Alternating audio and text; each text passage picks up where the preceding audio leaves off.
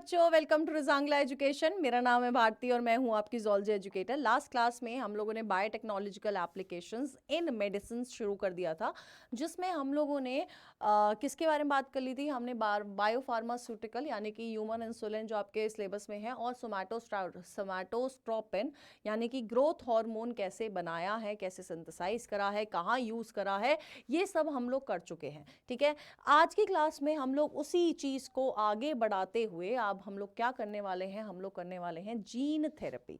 क्या करने वाले हैं? जीन थेरेपी करने वाले हैं। अब यह थेरेपी तो आपने बहुत सुनी होगी, है ना। फिजियोथेरेपी, रेडियोथेरेपी, कीमोथेरेपी, ये थेरेपी, फलाना थेरेपी, ये वाली थेरेपी। तो आज उनमें से एक थेरेपी, जीन थेरेपी के बारे में बात कर लेते हैं। बेसिकली जब जीन थेरेपी हम लोग बोलते हैं, ये थेरेपी एम करती है। जब ये आई थी, जब इसका स्टार्ट हुआ था, इस थेरेपी ने, इस टाइप ऑफ थेरेपी ने क्या किया था, एम रखा था। जैसे आप लोग का एम है ना डॉक्टर बनने का, जो आप पूरा कर लोगे, ये मेरा यकीन है ना। आप पढ़ोगे, मेहनत करोगे, आप पूरा करोगे।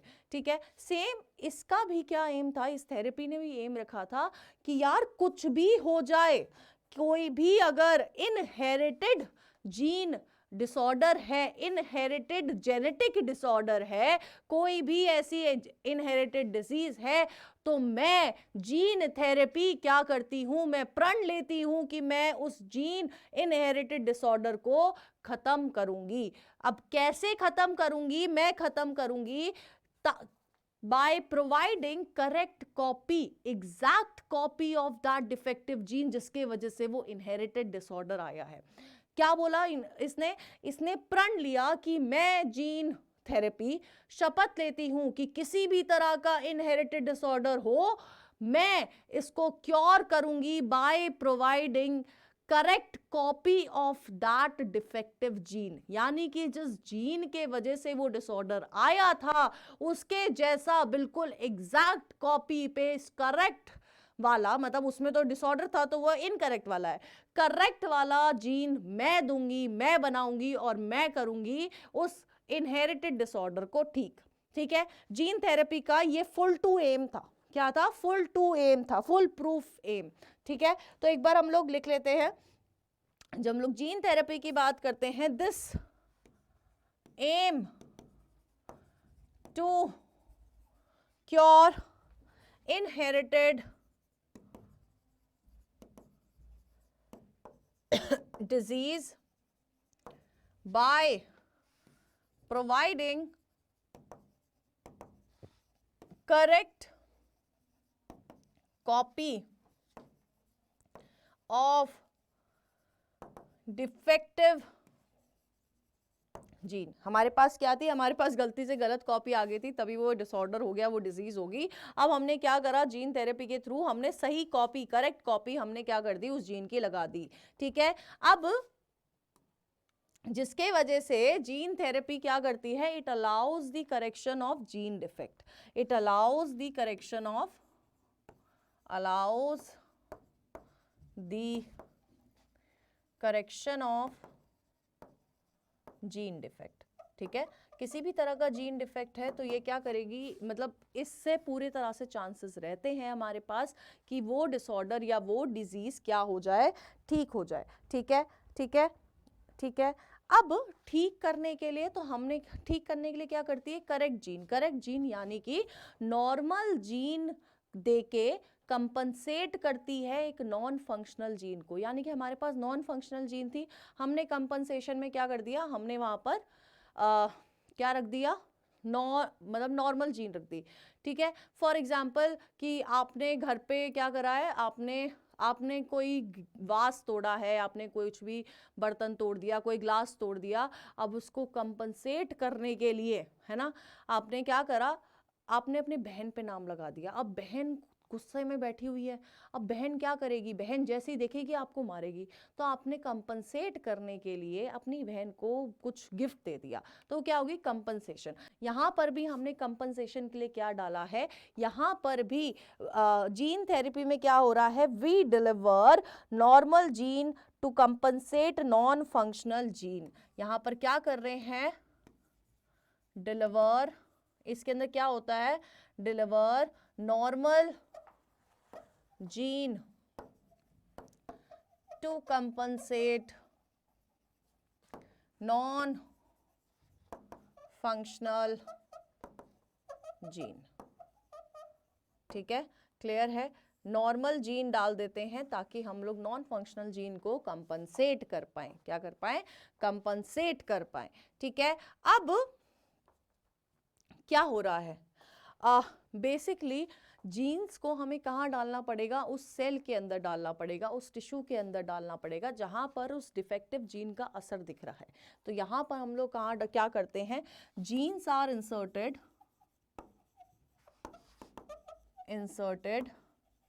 into the cells or tissues to treat disease। ठीक है, फॉर एग्जाम्पल अगर कोई मान लो ए डिजीज़ है, मतलब ए जीन है जिसके डिफेक्टिव होने की वजह से हमारे किडनी में कोई फंक्शनल डिसऑर्डर आ रहा है, कोई इनहेरिटेड डिसऑर्डर आ रहा है, तो हम लोग कहाँ डालेंगे? उसके सेल या टिश्यू में हम लोग नई वाली नॉर्मल जीन डाल देंगे। ठीक है, अब इनमें आपको बहुत सारी, आपको बेसिकली क्या करना है? दो वो पढ़नी है जीन थेरेपी। जीन थेरेपी की हेल्प से हमें क्या पढ़ना है? एडीए पढ़ना है, एडिनोसाइन डीएमिनेस डेफिशिएंसी से क्या हो रहा है हमें ये पढ़ना है। और उसके बाद हमने कुछ मॉलिक्यूलर डायग्नोसिस करनी है आज की क्लास में। ठीक है, तो ये जीन थेरेपी और मॉलिक्यूलर डायग्नोसिस हम लोग करेंगे। तो जीन थेरेपी में जो हमें पढ़ना है that is ADA deficiency. ADA यानी कि एडिनोसाइन डीएमिनेज डेफिशिएंसी को कैसे क्योर करा हमने यूजिंग जीन थेरेपी, हम लोग ये देखेंगे। अब एडीए वाली जो डेफिशिएंसी थी, ये पहली ऐसी डेफिशिएंसी थी, पहली ऐसी डिजीज थी जिसके अगेंस्ट हमने क्लिनिकल थेरेपी यूज करी थी, क्लिनिकल जीन थेरेपी यूज करी थी। First ever clinical gene therapy किसके लिए यूज हुई थी? इस एडीए के लिए यूज हुई थी। ठीक है, कितनी इंपॉर्टेंस फील कर रहा होगा ना ये अभी। हाँ, मेरे लिए यूज हुआ फर्स्ट टाइम। ठीक है, तो first ever clinical gene therapy done किसके लिए? एडीए डेफिशिएंसी के लिए। कब? 1990 में। कब हुआ ये? 1990 में हुआ। किसके साथ? 4 ईयर ओल्ड चाइल्ड। किसके साथ? एक 4 ईयर ओल्ड गर्ल के साथ। गर्ल के अंदर ये क्लिनिकल जीन थेरेपी यूज करी हुई। इस लड़की को क्या दिक्कत थी? इस बच्चे को क्या दिक्कत थी? इसके अंदर एडीए की कमी थी। क्या थी? डेफिशिएंसी ऑफ एडीए था, डेफिशिएंसी ऑफ एडीए। अब जैसे कि मैंने आपको बार बार ऑलमोस्ट हर लेक्चर में मैं ये दोहरा देती हूँ कि आपकी बॉडी को आइडियल स्टेट पे रहना है। तो आइडियल स्टेट पे रहने के लिए इसको, मतलब ये क्या करता है, अगर आइडियल स्टेट पे नहीं है तो कोई ना कोई डिसऑर्डर हो जाएगा। तो यहाँ पर भी जब आइडियल स्टेट पे मान लो अगर एडीए इतना होना चाहिए था, इतना होना चाहिए था और इतना रह गया, तो गलत है ना, खराबी है। तो उसके वजह से जब डेफिशिएंसी ऑफ एडीए हुई, जिसके वजह से क्या होता है, चिल्ड्रन, मतलब मोस्टली चिल्ड्रंस में क्या होता है, चिल्ड्रन में उस टाइम पे जब डेफिशिएंसी ऑफ एडीए है, उस टाइम पे बहुत सारे पैथोजेंस बहुत इजीली अटैक कर सकते हैं उस बच्चे के इम्यून सिस्टम को। उस बच्चे के इम्यून सिस्टम को बहुत इजीली बहुत सारे फॉरेन पार्टिकल अटैक कर लेंगे। ठीक है, तो ये इस रीजन के वजह से ये पहली जीन थेरेपी हुई। अब हुआ क्या था, जब हम लोग नॉर्मल, मतलब ये एडीए ऐसा इतना क्या इंपॉर्टेंट है, इतना क्या कर रहा है यार एडीए, जो हम लोग मतलब उसके लिए जीन थेरेपी निकाल रहे हैं। तो देखो एडीए क्यों इंपॉर्टेंट है, क्योंकि ये क्या है, ADA is important for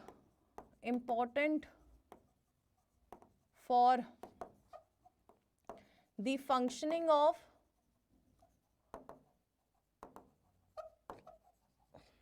immune system. अगर ये इम्यून सिस्टम में एडीए इज एब्सेंट, ठीक है, अगर एडीए इज एब्सेंट ठीक है, तो क्या होगा, तो लिम्फोसाइट की प्रोलिफरेशन नहीं होगी, लिम्फोसाइट की प्रोलिफरेशन नहीं होगी, यानी कि लिम्फोसाइट प्रोलिफरेशन इज इनहिबिटेड। यहाँ पर क्या हुआ, लिम्फोसाइट की प्रोलिफरेशन बंद हो जाएगी। अब lymphocyte, B lymphocyte, T lymphocyte जो एंटीबॉडीज बना रहे हैं, यानी कि जिनके कंधों पे पूरा भार है आपकी इम्यूनिटी को, आपको इम्यून रखने का, उन्हीं की प्रोलिफरेशन बंद हो जाएगी अगर ये एडीए नहीं होगा। यानी कि यार ये मीडिएटर तो बहुत इंपॉर्टेंट है, इसके बिना तो काम नहीं चलेगा। तो कभी कभी क्या हो जाता है, जब एडीए की डेफिशिएंसी होती है या एडीए बनाने वाला जीन, हमारी बॉडी में अगर एडीए बन रहा है तो कोई ना कोई जीन उसको बना रहा है, अगर वो जीन डिलीट हो जाए, मान लो सिस्टम से ही डिलीट हो जाए, तो क्या होता है, एक डिसऑर्डर होता है जिसका नाम है skid, severe combined immuno deficiency disorder. ठीक है, फिर क्या हो जाता है, स्किड। स्किड क्या है, सीवियर, ये हम लोग already human health and disease में कर चुके हैं, सीवियर कंबाइंड इम्यूनो डेफिशिएंसी कब हो रहा है, जब डिलीशन ऑफ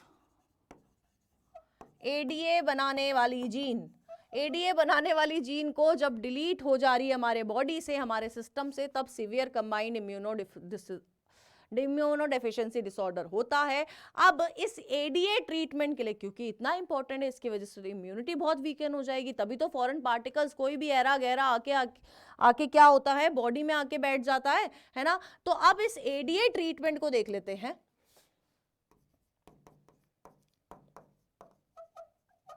अब जब पहले क्या होता था, एडीए ट्रीटमेंट दो तरह से कर रहे थे, ठीक है। एक तो बोन मैरो को ट्रांसप्लांट कर दे रहे थे, ठीक है, क्या कर रहे थे, बोन मैरो ट्रांसप्लांटेशन कर रहे थे, ठीक है। नेक्स्ट जो हम लोग कर रहे थे वो कर रहे थे एंजाइम रिप्लेसमेंट थेरेपी। क्या कर रहे थे, एंजाइम रिप्लेसमेंट थेरेपी, ठीक है।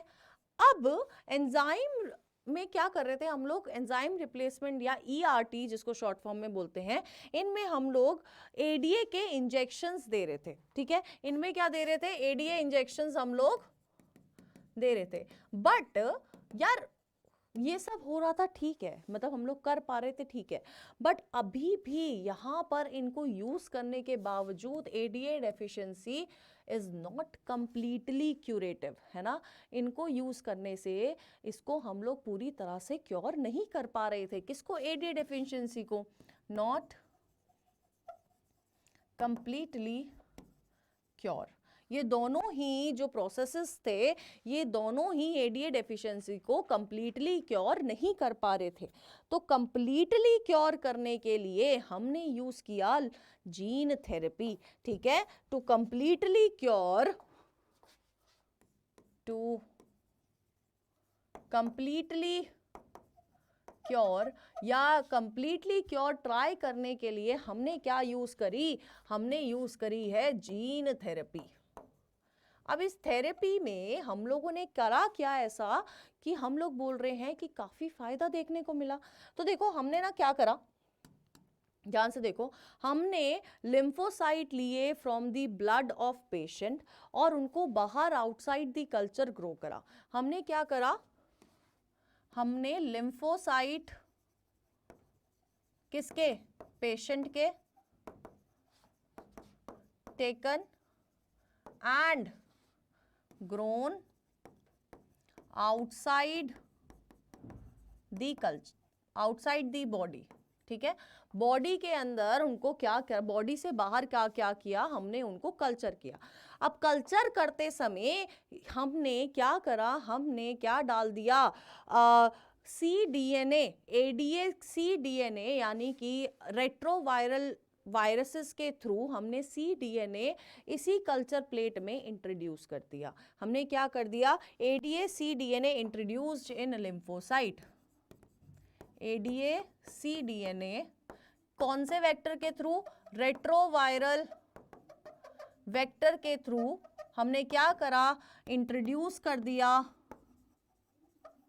इनटू दी, इन दी, किसमें इंट्रोड्यूस कर दिया, लिम्फोसाइट में। अब जब लिम्फोसाइट में क्या आ गया है, ये cDNA आ गया है। अब कुछ मतलब से इंट्रोड्यूस करा होगा। इस cDNA को जैसे ही लिम्फोसाइट में इंट्रोड्यूस करा जाता है, इनको थोड़ा टाइम देके मैच्योर करा के वापस पेशेंट की बॉडी में डाल दिया जाता है। Return to patient body. अब पेशेंट की बॉडी में जब हम लोग डालेंगे, यहाँ पर क्या हो रहा है, यहाँ पर आपका पेशेंट का ये cDNA हेल्प कर रहा है ताकि आपकी ADA की डेफिशिएंसी ठीक हो जाए, मतलब पूरी फुलफिल हो जाए। लेकिन ये पूरा प्रोसेस हमें टाइम टू टाइम कराना पड़ता है, और क्योंकि कभी ना कभी तो ख़त्म होंगे ना ये लिम्फोसाइट, कभी ना कभी तो ख़त्म होंगे, तो ये हमें रेगुलर इन्फ्यूजन कराना पड़ता है। ठीक है, पेशेंट रिक्वायर्ड पीरियोडिक इन्फ्यूजन। ठीक है, इन केसेस में patient required periodic infusion.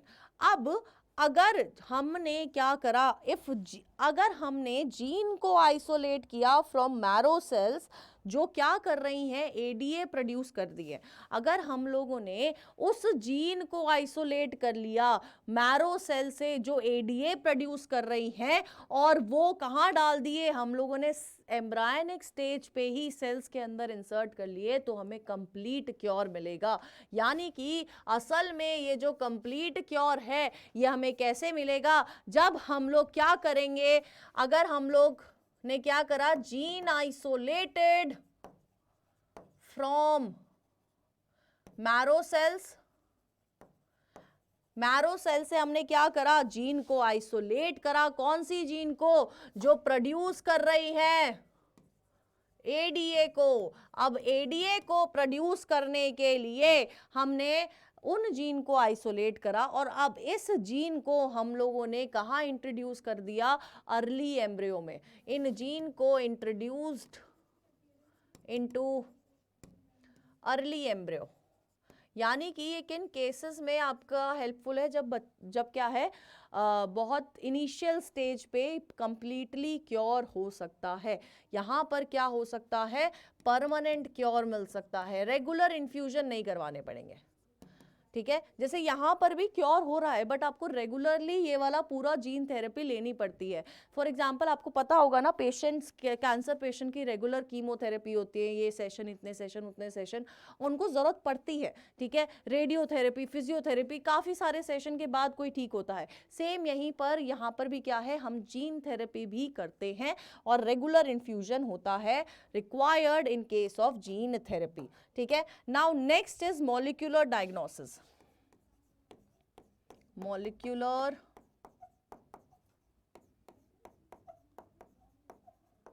Diagnosis. अब यार ये तो ऐसी है ना, डायग्नोसिस बताना है। डायग्नोसिस क्या होता है, डायग्नोसिस इज बेसिकली एक प्रोसेस है जिसमें हम लोग डिटरमाइन कर पा रहे हैं किसको, एक डिजीज को। कैसे डिटरमाइन कर पा रहे हैं, सिम्टम से डिटरमाइन कर पा रहे हैं। अब कभी कभी जब हम लोग मॉलिक्यूलर डायग्नोसिस की बात कर रहे हैं, तो यहाँ पर हम लोग क्या कोशिश करते हैं, हम लोग कोशिश करते हैं कि हम लोग अर्ली डायग्नोसिस कर ले और प्रॉब्लम को अंडरस्टैंड कर ले, ताकि वो प्रॉब्लम बढ़े ना, है ना। बोलते हैं ना कि जैसे फॉर एग्जांपल योर डाउट्स, है ना, अगर आपके डाउट्स, आप कोई चैप्टर पढ़ रहे हो, आपने स्टार्टिंग से ही डाउट क्लियर करने शुरू कर दिए, तो वो चैप्टर आपका बहुत अच्छे से रिवाइज होगा। वहीं पर अगर आप डाउट को पाइल अप करते जा रहे हो, पाइल अप करते जा रहे हो, पाइल अप, और इसके बाद इतनी ढेर सारी पेटी आपने खड़ी कर ली है, पहाड़ खड़ा कर लिया डाउट का, फिर वो चैप्टर नहीं होगा आपका अच्छे से।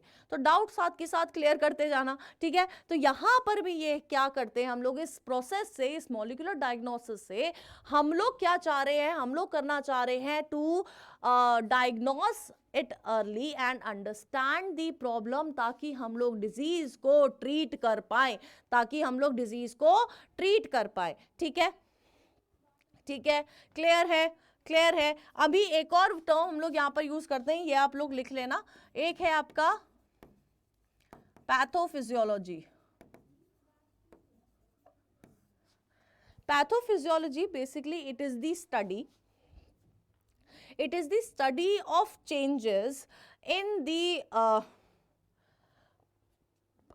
mechanical, ठीक है, in the mechanical, physical, biochemical function caused by a disease. ये क्या है, ये उन चेंजेस की स्टडी है कि डिजीज आए, उस डिजीज के वजह से क्या क्या चेंजेस, मैकेनिकल चेंजेस क्या क्या हुए, फिजिकल चेंजेस क्या क्या हुए, बायोकेमिकल चेंजेस क्या क्या हुए, उन सब की स्टडी को कब डिजीज होने के बाद, उस डिजीज होने के बाद क्या क्या चेंजेस आए, उसको हम लोग क्या कहते हैं, पैथोफिजियोलॉजी बोलते हैं। ठीक है, प्लीज लिख लेना इसकी डेफिनेशन को। अब जब भी हम लोग मेथड्स ऑफ डायग्नोसिस देखते हैं, मेथड्स ऑफ डायग्नोसिस, डायग्नोस करने वाला मेथड हम लोग जब भी देखते हैं तो हम लोग इनको डिवाइड करते हैं दो में। किसमें, दो पार्ट्स में हम लोग इनको फर्दर डिवाइड करते हैं। एक है आपके ट्रेडिशनल मेथड्स और एक है मॉडर्न मेथड्स। ठीक है, हाँ हम लोग स्टार्टिंग से यही खेल रहे हैं, ट्रेडिशनल बायोटेक्नोलॉजी, मॉडर्न बायोटेक्नोलॉजी। अब हम लोग आगे हैं ट्रेडिशनल मेथड्स पे और मॉडर्न मेथड्स पे। अब जब भी बच्चों हम लोग ट्रेडिशनल मेथड्स की बात करते हैं, ट्रेडिशनल यानी कि कन्वेंशनल मेथड है। ठीक है, फॉर एग्जांपल कन्वेंशनल मेथड्स, ठीक है, क्या है, कन्वेंशनल मेथड है। इनमें आपकी क्या आ गई, आपकी आरडीएनए टेक्नोलॉजी आ गई। ठीक है, क्या आ गई, आरडीएनए टेक्नोलॉजी आ गई। इसके अलावा पीसीआर आ गया, पॉलीमरेज चेन रिएक्शन आ गया, एलाइसा आ गया, एंजाइम लिंक्ड इम्यूनोसॉर्बेंट ऐसे आ गया इसी में, किसमें, मॉडर्न मेथड्स ऑफ डायग्नोसिस में आ गया। इनके थ्रू, मॉडर्न टेक्नोलॉजी के थ्रू, मॉडर्न डायग्नोस्टिक के थ्रू आपको अर्ली डिटेक्शन देखने को मिलता है। यहां पर क्या होगा, अर्ली डिटेक्शन मिलेगा। ठीक है, अब आ जाते हैं ट्रेडिशनल पे। कन्वेंशनल मेथड्स होते हैं, यहां पर क्या हो रहा है, सीरम एंड यूरिन एनालिसिस करते हैं। ठीक है, और यहां पर early detection is not possible, यानी कि एज कंपेयर टू, यहां पर मैं बात कर रही हूं as compare to modern diagnostic technique, early detection traditional वाले में पॉसिबल नहीं है। तो यहां पर हम लोग पढ़ने वाले हैं पीसीआर, एलाइसा, और हम लोग करेंगे ऑटो रेडियोग्राफी। चलो चलो चलो, अब बोलोगे मैम फिर से पढ़ाओगे पॉलीमरेज चेन रिएक्शन? मैं नहीं पढ़ाऊंगी, आप पढ़ाओगे। मेरे को जल्दी से बता देना पॉलीमरेज चेन रिएक्शन होता क्या है। ठीक है, मैं बस एक्सप्लेन कर देती हूं और ये कैसे यूज कर रहे हैं इन डिटेक्शन ऑफ डिजीज वो बता देती हूँ। पॉलीमरेज चेन रिएक्शन की हम लोग जब भी बात करते हैं तो पॉलीमरेज चेन रिएक्शन क्या है, जब हम लोग एक न्यूक्लियोटाइड सीक्वेंस का एक सेगमेंट ऑफ डीएनए का हम लोग क्या बना रहे हैं, बहुत सारी कॉपी बना रहे हैं, यानी कि एम्पलीफाई कर रहे हैं।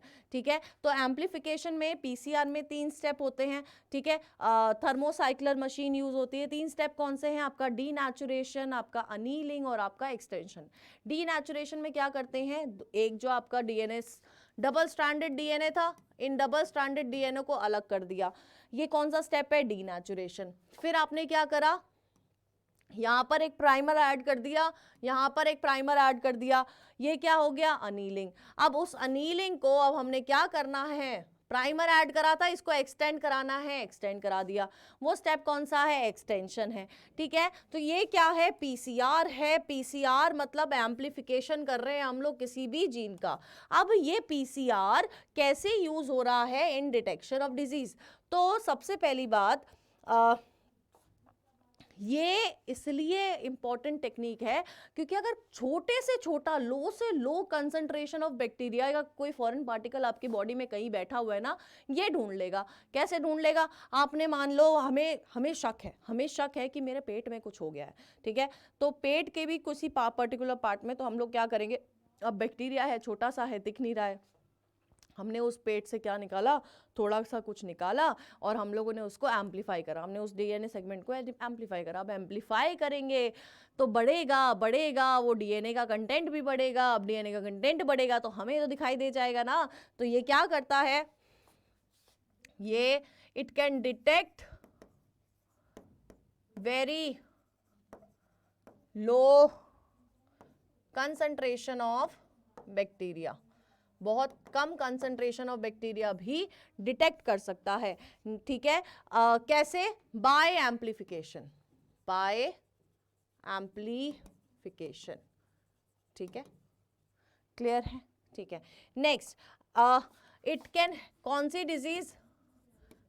HIV, human immuno virus, AIDS के केस में HIV को डिटेक्ट करने में भी हेल्प करता है, ठीक है। अब it can also detect mutation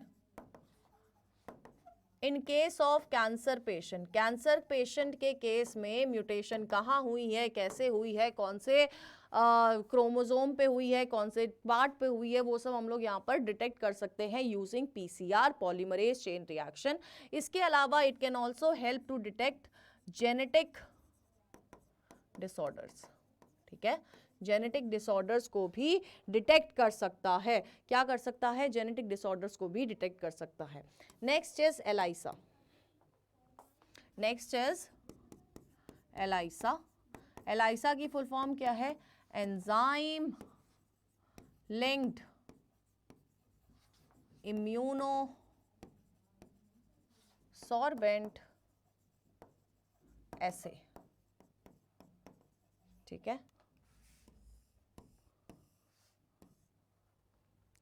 अब यार जब भी हम लोग एलाइसा की बात करते हैं तो इसका अगर हम लोग प्रिंसिपल देखते हैं ना, तो its principle is based upon the antigen antibody reaction.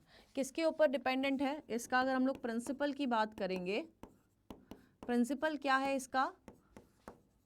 Antigen antibody interaction, ठीक है। अब होता क्या है, देखो नॉर्मल सोचो, नॉर्मल सोचो कि आपकी बॉडी में कोई फॉरेन पार्टिकल एंटर हुआ है, आपकी बॉडी में कोई फॉरेन पार्टिकल एंटर हुआ है, और उस फॉरेन पार्टिकल के एंटर होने पे आपकी बॉडी क्या करेगी? एक तो वो फॉरेन पार्टिकल अपने साथ क्या लेके आ रहा है? एंटीजन लेके आ रहा है। जो एंटीजन हमारी बॉडी को प्रोवोक करता है, जिसके वजह से हमारी बॉडी क्या बना रही है? एंटीबॉडीज। यानी कि इनके केस में, एलाइसा के केस में हमारे पास दो चीजें हैं जिनको ढूंढ के, जिनको क्या करके, जिनको जज करके, डिटेक्ट करके हम लोग क्या कर सकते हैं? पता लगा सकते हैं कि कौन सा पैथोजन है, कौन सा फॉरेन पार्टिकल आया है। फॉर एग्जाम्पल हम लोग किस किस से यूज कर सकते हैं? हम लोग यूज कर सकते हैं डिटेक्शन बाय एंटीजन, मतलब जो पैथोजन आया है, जो फॉरेन पार्टिकल ले आया है, वो अपने साथ क्या लेके आया है? अपने साथ एंटीजन लेके आया है। वो एंटीजन हमारी बॉडी के एंटीजन से नहीं मिल रहा यार, तो हमारी बॉडी को पता चल जाता है कि गड़बड़ है दया, कुछ तो गड़बड़ है, ठीक है। वहीं पर दूसरा, अगर मान लो एंटीजन का नहीं पता लग रहा, ठीक है, तो एंटीजन आया है, एंटीजन आया है तो एंटीबॉडी बनेगी ही बनेगी। तो यहाँ पर दूसरा डिटेक्शन कैसे हो सकता है? Detection by antibody. क्या? Detection by antibody. यानी कि एलाइसा में क्या करते हैं? एलाइसा में we detect antigen and antibodies, और उनकी इंटरैक्शन के बेसिस पे हम लोग पता लगाते हैं कि कौन सा पैथोजन है, कौन सी डिजीज है, क्या हो रहा है, कैसे हम लोग इसको ठीक कर सकते हैं। तो ये सब हम लोग करते हैं किसके बेसिस पे? एंजाइम लिंक्ड इम्यूनोसॉर्बेंट एसे पे, ठीक है। Now next, next is auto radiography. क्या है? Auto radiography.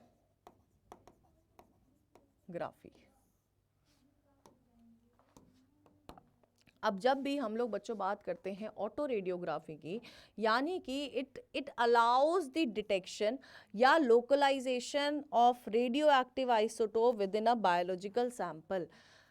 सबसे पहले तो रेडियोग्राफी यानी कि कोई आइसोटोप यूज कर रहा होगा, रेडियो एक्टिव मटीरियल हमने यूज करा है, तो यहाँ पर क्या हो रहा है? इट अलाउ डिटेक्शन या फिर localization of radioactive isotope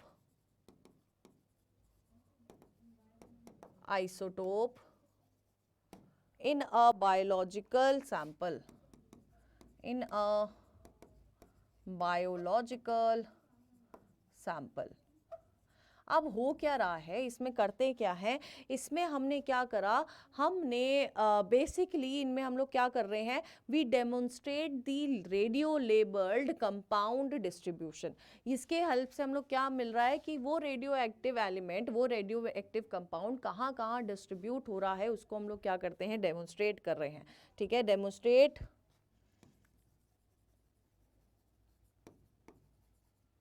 radio labelled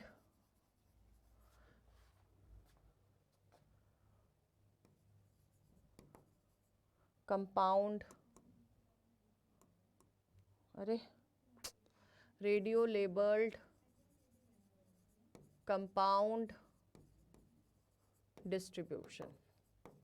अब इसमें हम लोग करते क्या हैं, देखो इसमें हमने क्या किया है, हमने इसमें लिया है एक सेगमेंट लिया है और जिसके अंदर हम लोगों ने डाला है रेडियो एक्टिव मॉलिक्यूल। हमने क्या लिया, हमने ले लिया है एक सिंगल स्ट्रैंडेड आरएनए या फिर सिंगल स्ट्रैंडेड डीएनए और इसके अंदर क्या डाल दिया है, इसको अटैच कर दिया है रेडियो एक्टिव मॉलिक्यूल से। अब ये जो पूरा स्ट्रक्चर बना है बच्चों, इसको हम लोग कहते हैं प्रोब। हम लोगों ने इसको क्या कहा, प्रोब कहा। अब इस प्रोब को हम लोग क्या कर देते हैं, छोड़ देते हैं। ये प्रोब क्या करता है, हाइब्रिडाइज करता है टू दी कॉम्प्लीमेंट्री। अब सिंगल स्ट्रैंडेड है, दूसरा ढूंढेगा ही ढूंढेगा, ठीक है, तो ये क्या करेगा, hybridize to the complementary DNA into the clone cells. Clone cells के अंदर क्या करेगा, कॉम्प्लीमेंट्री डीएनए के साथ हाइब्रिडाइज करेगा। अब ये क्या करता है, दिस हेल्प्स इन डिटेक्शन।